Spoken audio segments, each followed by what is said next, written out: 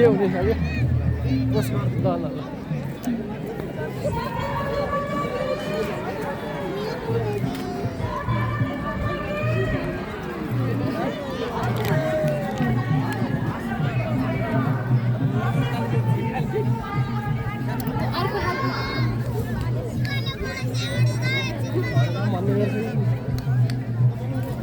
हो नमस्कार sir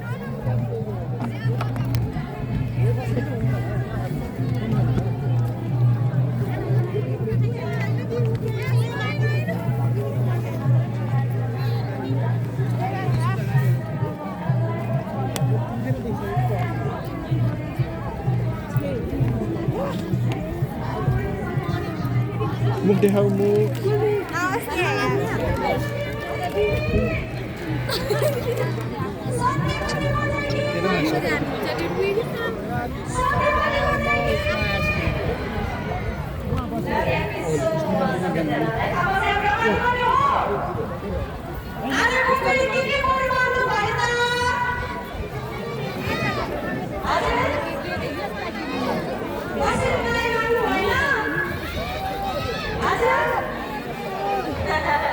Thank you so much. अब चाहिँ हामी रमाइलो गर्नुपर्छ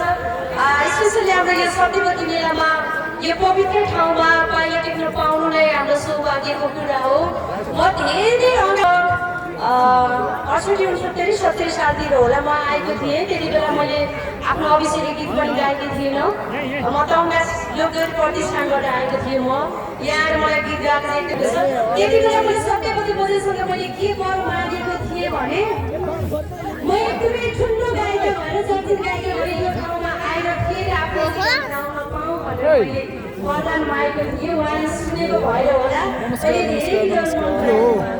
त्यसरी यो ठाउँमा आउन पाउनु चाहिँ हाम्रो लागि सौभाग्यको कुरा हो कि होइन? हो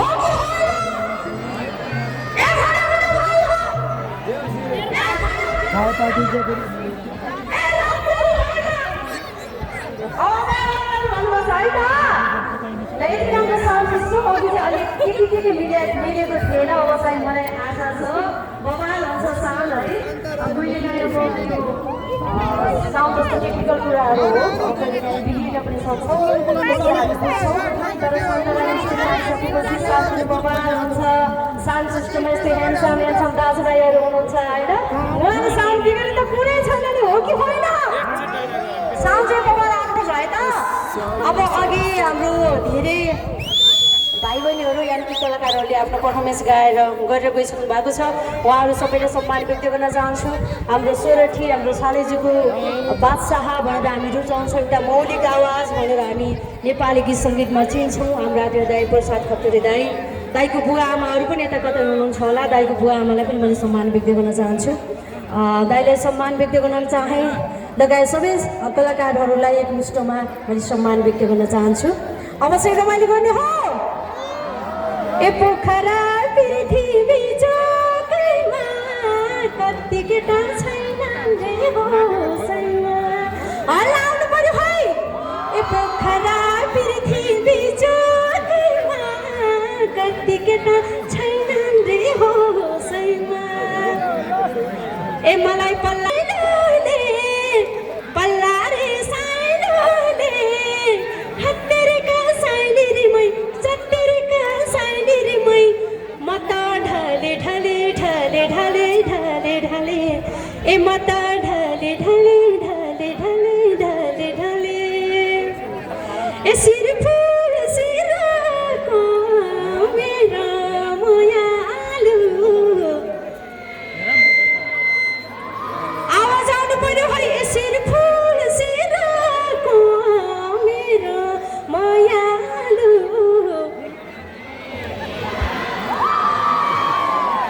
कलाकारहरू यता हुनुहुन्छ मलाई थाहा भइसक्यो सबैजना यता आउनु पर्यो अब हामी पछाडि नाच्ने होइन यो खाली ठाउँ सबै हजुरहरूको लागि यो बिचमा मैले ह्यान्डसम हाम्रो सोल्टी राजाहरूले देखिरहेको छु खुरुक्कै यता आउने यता हाम्रो आमाहरू एकदमै अप्ठ्यारो गरेर नाच्नु भएको थियो दिदी बहिनीहरू सबैजना यता आउनुपर्छ हुन्छ कि हुँदैन हेर्नुहोस् मान्छेको जिन्दगी भनेको बर्खालाको पानी जस्तै हो रे आज हामी यहाँ छौँ, भोलि नहुन पनि सक्छौँ। अर्को साल त के हुन्छ कि कसैलाई थाहा छैन। त्यसैले हामी यो साल यो ठाउँमा, यो पवित्र ठाउँमा आउन पाएका छौँ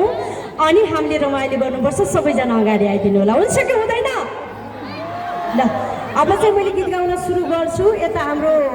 बुढोदरले अघि सिरपुर सिरोकोबाट सुरुवात गर्नु होला भन्नुभएको थियो। अब नमाना भने गाली पनि गर्न सक्नुहुन्छ। सिरपुर सिरोकोबाटै मैले सुरु गर्न चाहन्छु। ईश्वर सिंह र मेरो आवाजमा रहेको अत्यन्तै मन पराइदिनु भएको गीत सिरपुर सिरोको। यो गीतमा चाहिँ एकदमै भूमिका हाम्रो मोडलमा